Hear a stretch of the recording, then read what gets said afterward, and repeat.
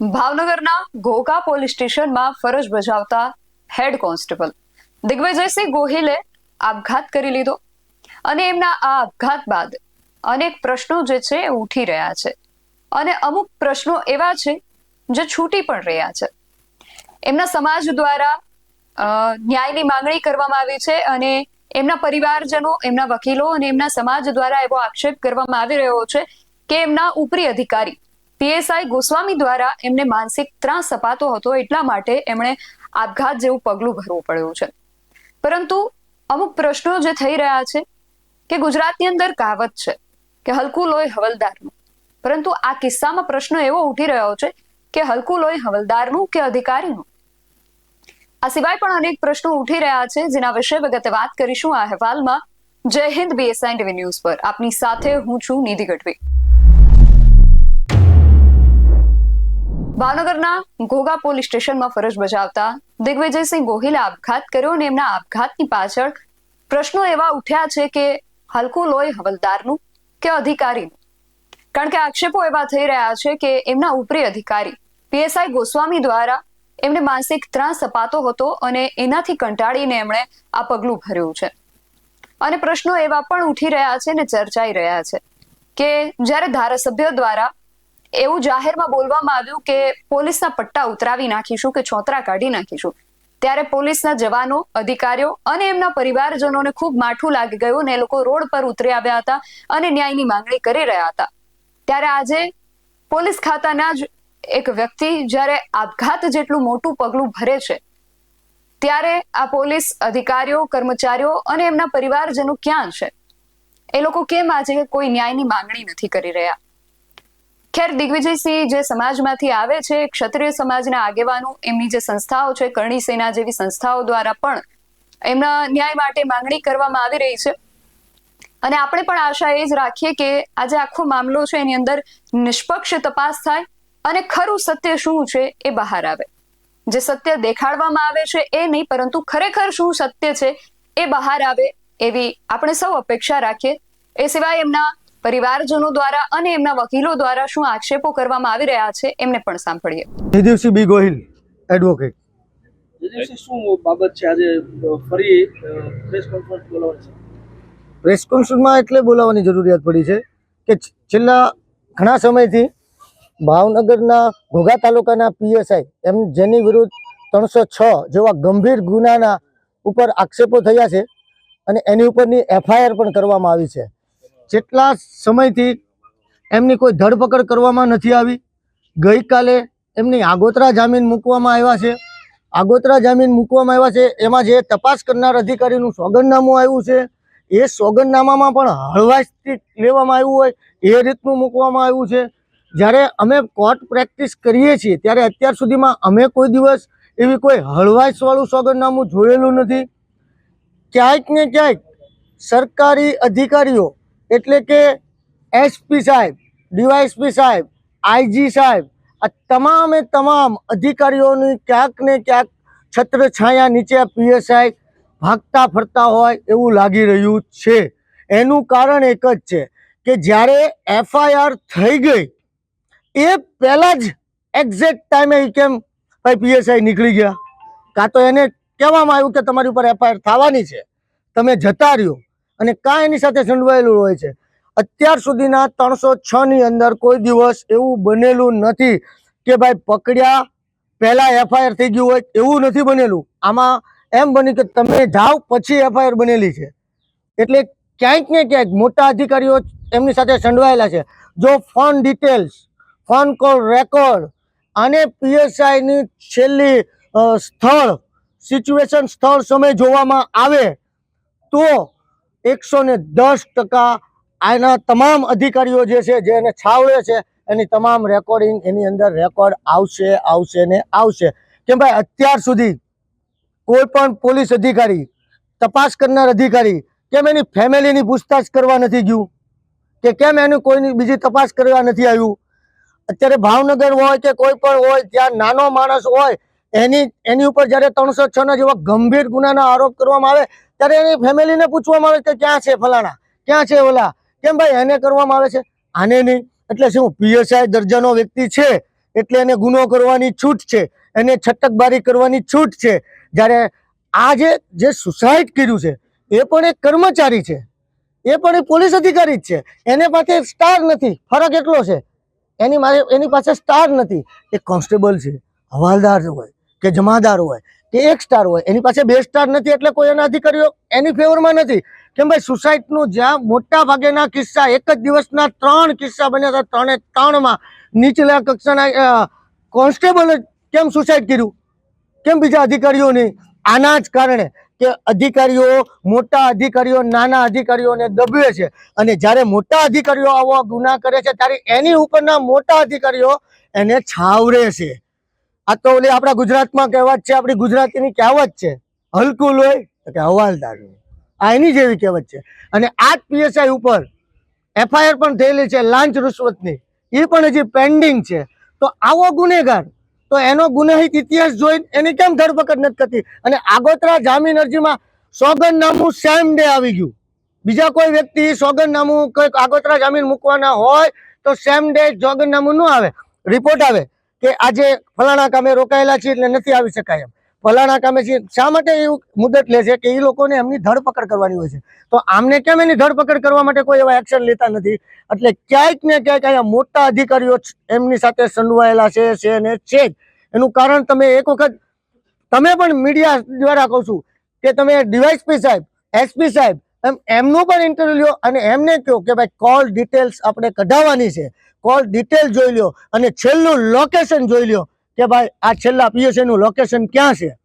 અધિકારીઓને એટલી ખબર નથી કે આ પોલીસ તંત્રમાં આ જે નાના નાના કર્મચારીઓ છે, જે જમાદાર છે, જે હવાલદાર છે, જે કર્મચારી, એના હિસાબે જ આખું પોલીસ તંત્ર ચાલતું હોય છે. હલકું લોહી હવાલદાર કરી જ્યારે આવા નાના નાના કોન્સ્ટેબલો ઉપર આવા અત્યાચાર થાય છે, એને માટે જો આવી રીતે દર વખતે મોટા અધિકારીઓ આવી રીતે એને છારવશે તો કોઈ પણ કર્મચારી ને પોતાના અધિકારીઓ જે કે છે, આ લોકતંત્રની અંદર લોકો દ્વારા ચૂનવાય છે, લોકતંત્રમાં જે અધિકાર છે એ તૂટી જશે અને આ પોલીસ તંત્ર એની ઉપર ખૂબ પ્રેશર કરશે. અમને ન્યાયતંત્ર ઉપર એટલો ભરોસો છે કે ન્યાય અમને જરૂર મળશે, જરૂર મળશે ને જરૂર મળશે. આવતીકાલે, ગઈકાલે કોર્ટ જે અમારા સિનિયર વકીલ એડવોકેટ વિરેન્દ્રસિંહ જાડેજા સાહેબ છે, એની આખી વિગત એમને ખ્યાલ છે, એ આખી વિગતની તમને માહિતગાર કરશે કે ગઈકાલે શું બનેલું કોર્ટની અંદર. પહેલા તો એક વાત એ છે કે જે રીતના નિવેદનો લખવામાં, મારા વકીલ શ્રી વિરેન્દ્રસિંહ જાડેજા સાહેબે આ તમામ રેકોર્ડનું એને રજૂ પણ કરાવી અને એની દલીલ પણ એનો ખુલાસો પણ કરેલો છે. હા, બીએનએસએસ ની કલમ 108 એની ઉપર લાગી છે કે જ્યારે કોઈ પણ વ્યક્તિ સામેવાળા વ્યક્તિને મરી જવા માટે મજબૂર કરતા હોય, હવે મજબૂર કરે થઈ ગયા એ બધો કોર્ટનો વિષય છે. જ્યારે એની ઉપર એલિગેશન થાય છે, જેમ કેમ 302 ની અંદર કે ભાઈ ફલાણા ભાઈ આનું ખૂન કર્યું, આનું ખૂન કર્યું, પછી કોર્ટમાં નિર્દોષ થઈ ગઈ, જ્યુડિશરીનો પ્રશ્ન છે. અત્યારે એમના વાઇફ, એમના પતિ, એમના મિત્ર સર્કલ અને ઘોઘા પોલીસ સ્ટેશનના કોન્સ્ટેબલો પણ જે બહાર ખુલ્લે આવીને નથી કહી શકતા, એ લોકો પણ કહે છે. એના રેકોર્ડિંગ પણ તમે જોવામાં આવો તો એમને મજબૂર કરેલા છે. જ્યારે કોઈ પણ વ્યક્તિને મરી જવા માટે મજબૂર કરવામાં આવે ત્યારે એની ઉપર બીએનએસએસ ની 108 કલમ લાગે છે. સીધી વાત છે, સામાન્ય માણસ અને પોલીસ અધિકારી બંને ગુનાહિત કૃત્ય કર્યું હોય તો એના માટે અલગ અલગ કોઈ નિયમ હોય ખરી? કોઈ પણ અલગ અલગ નિયમ હોતા નથી. દરેક માટે કાયદો સર્વ સમાન અને સર્વમાન્ય અને સર્વોપરી હોય છે. દરેક માટે કાયદા એક જ સમાન હોય છે. પણ ક્યાંક ને ક્યાંક અહીંયા એવું લાગી રહ્યું છે કે અહીંયા સત્તાધીશો, જેના હાથમાં પોલીસ અધિકારીઓ છે, જેના હાથમાં તપાસ છે, જે તપાસ કરનાર અધિકારી છે, એ હાથે કરીને એમને છારવતા હોય, એને બચાવવાના હોય અને એને કોઈની પર કોઈ કાર્યવાહી ન થવા દેવી હોય એટલા માટે ઢીલી નીતિ રાખી રહી છે. જે કોઈ આરોપી જે નાના વર્ગના હોય, મધ્યમ વર્ગના હોય અને હકીકતમાં નિર્દોષ વ્યક્તિ હોય છે, એવા વ્યક્તિઓને કોઈ દિવસ છારવતા નથી. જ્યારે આવા વ્યક્તિઓ જેની ઉપર ઘણા સમયથી એલિગેશનો થઈ ગયેલા છે, ઘણા તો એવા પણ એલિગેશનો કરેલા છે કે જ્યારે ઘોઘામાં એવા કેસ બનેલા જેનો આપણી પાસે એવા કોઈ પ્રૂફ નથી, નકર તો તમને એ પ્રૂફ પણ મીડિયા સમક્ષ આપીએ કે જેના ફેમિલીમાં બીજા 1-2 એવા કિસ્સા બની ગયેલા છે. ગામનું નામ પણ યાદ, ભૂતેશ્વર ગામ કે ત્યાં સુસાઇડ કર્યું છે અને એમાં લખેલું એને એક વિડીયો પણ વાયરલ કર્યો કે હું ઘોઘા પોલીસ સ્ટેશને ગયા હતા, ત્યાં પીએસઆઈ સાહેબે અમારું કોઈ એક્શન, અમારા કોઈ કાર્યવાહી નથી કરી, એવું કરીને એ સુસાઇડ કર્યું છે, એ પણ દબાવી દેવામાં આવ્યું છે.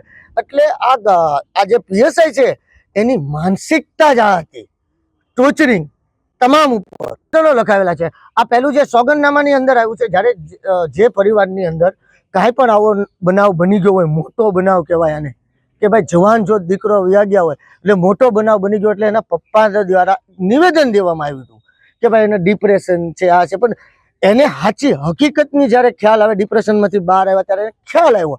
હવે ન્યાયતંત્રની અંદર સ્પષ્ટ કાયદામાં જોગવાઈ છે કે ભાઈ વિશેષ નિવેદનમાં જ્યારે તપાસના કામમાં ખુલે એ સેક્શન પણ લગાડવામાં આવે છે.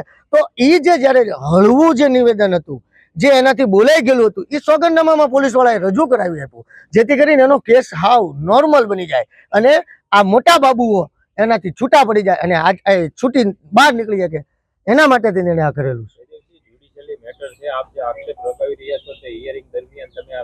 મારું નામ વિરેન્દ્રસિંહ જાડેજા, એડવોકેટ ભાવનગર. કાલમાં દિગ્વિજયસિંહની સામે જે આરોપી છે પીએસઆઈ ગોસ્વામી સાહેબ, એમની આગોતરા જામીન અરજી ભાવનગર સેશન્સ કોર્ટ દામોદરા સાહેબમાં હતી, જેમાં એમના તરફે ઉત્પલ દવે સાહેબે દલીલ કરી. વિથ પ્રોસિક્યુશનમાં મેં અને જયદેવભાઈ હતા. તો અમે બંનેના પ્રયાસથી અને સરકારી વકીલ શ્રી એમ.આર. જોશી સાહેબ હતા.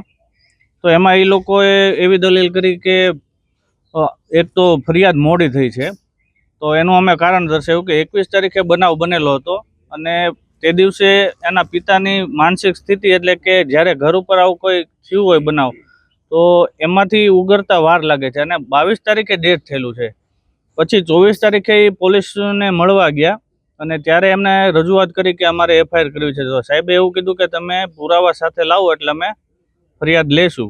પછી અમે 28 તારીખે બધા પુરાવા ભેગા કરીને સાહેબને રજૂઆત કરવા ગયા અને રજૂઆતના અંતે 29 તારીખે અમારી ફરિયાદ લેવામાં આવી.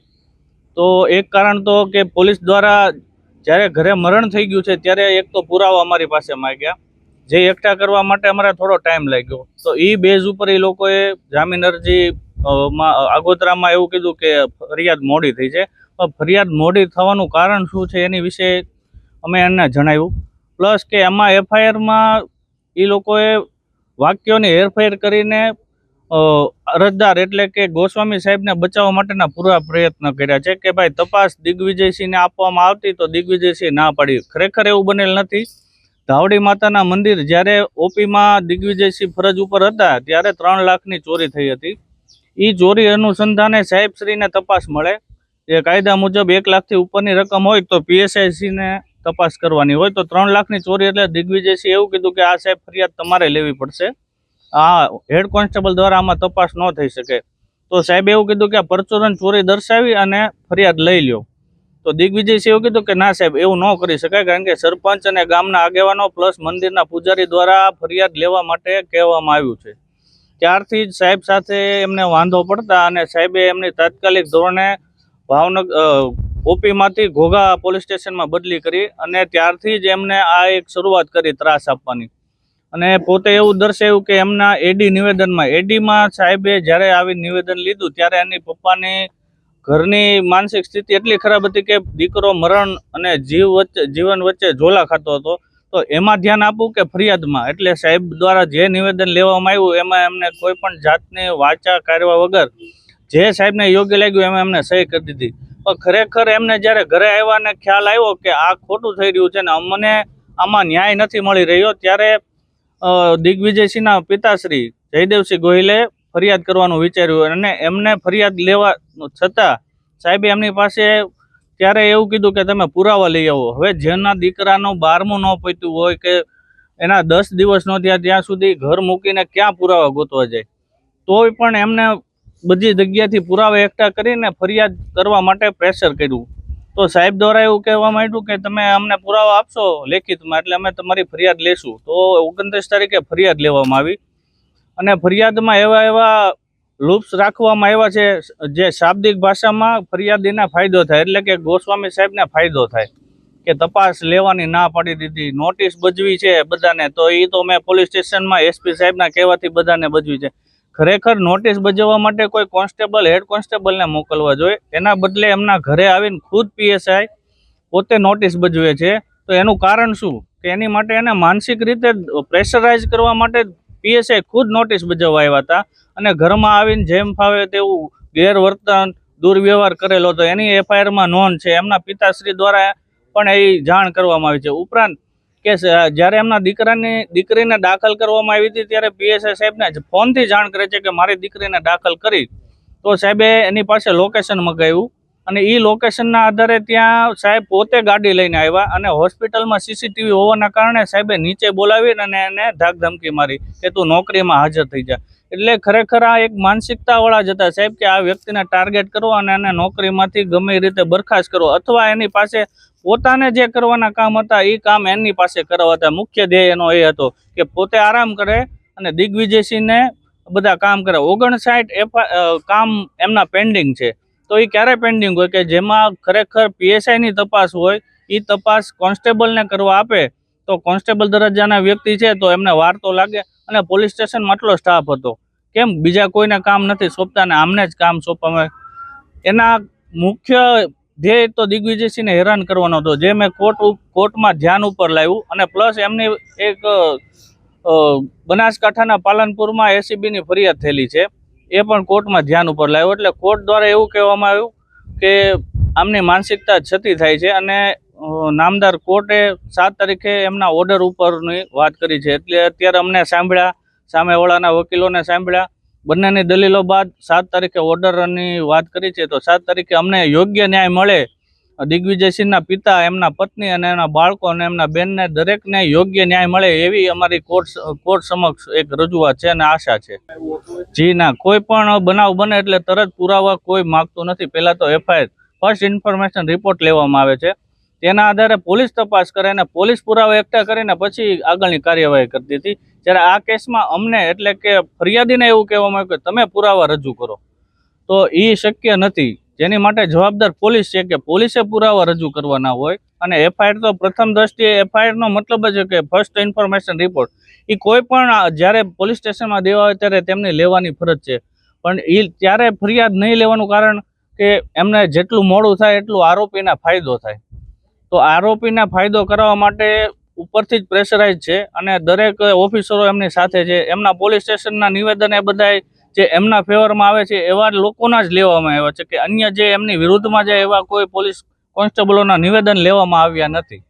વાત કરીએ તો અત્યારે જે પ્રકારે પીએસઆઈ છે તે હાજર નથી, ત્યાં જામીન અરજી મૂકી છે આગોતરા, તો એને લઈને હાલ શું બાનું કાઢીને આગોતરા? જ્યારે ફરિયાદ નોંધવાનું નક્કી થયું ને 28 તારીખે અમે સાહેબને રજૂઆત કરી, એના 2 દિવસ પહેલાં જ સાહેબ રજા ઉપર ઉતરી ગયા. એટલે એ માહિતગાર હતા કે ભાઈ મારી ઉપર એફઆઈઆર હવે થવાની છે, કારણ કે સમાજનું પ્રેશર અને દિગ્વિજયસિંહના પિતાશ્રીનું નિવેદન અને બધા પુરાવો જ્યારે ભેગા થયા ત્યારે પોલીસ ખાતા દ્વારા એમને જાણ કરવામાં આવી હોય એવું લાગે છે. એના આગલા દિવસે એ ભાવનગરથી સિક લીવ ઉપર ઉતરી ગયા છે, જેના કારણે એ હાજર નથી. વિરેન્દ્રજી, દિગ્વિજયસિંહની ગાડીને હજી સુધી પોલીસ સ્ટેશનમાં છે, કબજે કરવામાં આવ્યું છે, એમાં પુરાવાઓ હતા એવું પરિવારે પણ કીધું હતું. એ બાબતે આપણે કઈ કોર્ટમાં ધ્યાન દોર્યું? જ્યારે હા, એ મેં કોર્ટમાં ધ્યાન દોર્યું છે કે જ્યારે બનાવ બન્યો ત્યારે સૌ પ્રથમ સ્થળ ઉપર ગોસ્વામી સાહેબ અને એની સાથેના 2 જણા ત્યાં હાજર હતા અને તે જ એમને રેસ્ક્યુ કરીને ભાવનગર લાવ્યા. અને ગાડી પોલીસ સ્ટેશનમાં ગોસ્વામી સાહેબના કબજામાં હતી. એટલે જે કાંઈ પણ અંદર પુરાવા હતા એનો નાશ કરવાની પૂરેપૂરી શક્યતા અમને દેખાઈ રહી છે અને અમે એ નામદાર કોર્ટમાં રજૂઆત કરી છે અને એમના પિતા દ્વારા પણ એફઆઈઆરમાં નોંધ કરેલી છે. મારું નામ સોનલબા જાડેજા છે. મારા ભાઈ શ્રી સ્વ દિગ્વિજયસિંહ જયદેવસિંહ ગોહિલ ઘોઘા પોલીસ સ્ટેશનમાં પોતાની ફરજ હેડ કોન્સ્ટેબલ તરીકે બજાવતા હતા અને તારીખ 21/1ના રોજ એમને અવળું પગલું લઈ અને 22 તારીખે એમનું અવસાન થયેલું છે. અને અમે પીએસઆઈ સાહેબ ગોસ્વામી વિરુદ્ધ આ બનાવ બન્યો અને મારા ભાઈને જે માનસિક ત્રાસ આપ્યો હતો અને જેના કારણે એને આ અવળું પગલું લીધું છે એ સાહેબ વિરુદ્ધ એફઆઈઆર દાખલ કરાવી હતી. પણ આજ મારા ભાઈને આવડું પગલું લીધા અને 15 દિવસ અને એ જતો રહ્યો, એને 14 દિવસ થઈ જવા છતાં પણ ને સાહેબની વિરુદ્ધ કોઈ પણ કાર્યવાહી અમને આગળ જણાતી નથી. એફઆઈઆર લઈ અને અમને શાંત કરી દેવામાં આવ્યા છે. પણ અમે ઈચ્છીએ છીએ કે મારા ભાઈના જે આ ગુનેગાર સાહેબ છે ગોસ્વામી એમના વિરુદ્ધ કડક પગલાં લેવાય. એમની એ અત્યારે નાસી ભાગ્યા છે અને બસ એટલી જ વિનંતી કરું છું પોલીસ પરિવારને કે એના પ્રત્યે સહાનુભૂતિ દર્શાવતા પહેલાં જરા મારા ભાઈ અને મારો ભાઈ પણ પોલીસ પરિવારનો જ સદસ્ય હતો એમ સમજી એના નાના બાળકોનું ભવિષ્ય તમારા લોકોના હાથમાં છે. સહાનુભૂતિ મારા પરિવાર તરફ પણ થોડી બતાવો અને સાહેબની બને એટલી તાત્કાલિક સમયની માંગણી છે મારી. એ પ્રમાણે સાહેબની ધરપકડ થાય અને એમના વિરુદ્ધમાં કડકમાં કડક પગલાં લેવામાં આવે એટલી આશા રાખું છું. તેમના દ્વારા આક્ષેપો કરવામાં આવ્યા છે કે ફરિયાદ જે છે પીએસઆઈ ગોસ્વામીની ઉપર નોંધાય એ પહેલા જ એ લીવ રિઝર્વમાં ઉતરી ગયા હતા અને એ સિવાય પણ ઘણા બધા આક્ષેપો જે છે એ કરવામાં આવ્યા છે કે કદાચ એમની ગાડીની અંદર કોઈ પુરાવા હોઈ શકે જેની સાથે કદાચ ચેડા કરવામાં આવ્યા હોઈ શકે છે. આવી પણ શક્યતાઓ સાથે આક્ષેપો કરવામાં આવ્યા છે. હવે જોવું ખાસ એ રહેશે કે આ તપાસનો અંત ક્યારે આવે છે અને તપાસના અંતે બહાર શું આવે છે. તમારું આ સમગ્ર વિષયને લઈને અને અમારા દ્વારા શરૂઆતમાં જે પ્રશ્નો ઉઠાવવામાં આવ્યા તેને લઈને શું માનવું છે અમને કમેન્ટ બોક્સમાં ચોક્કસથી જણાવજો. આવા જ વધુ અહેવાલો સાથે મળતા રહીશું. તમે અમારી યુટ્યુબ ચેનલને સબસ્ક્રાઇબ કરવાનું અને અમને ફેસબુક અને ઇન્સ્ટાગ્રામ પર ફોલો કરવાનું ભૂલશો નહીં. બાકી અવનવી અપડેટ્સ માટે આપ જોતા રહો BSI TV ન્યૂઝ. નમસ્કાર.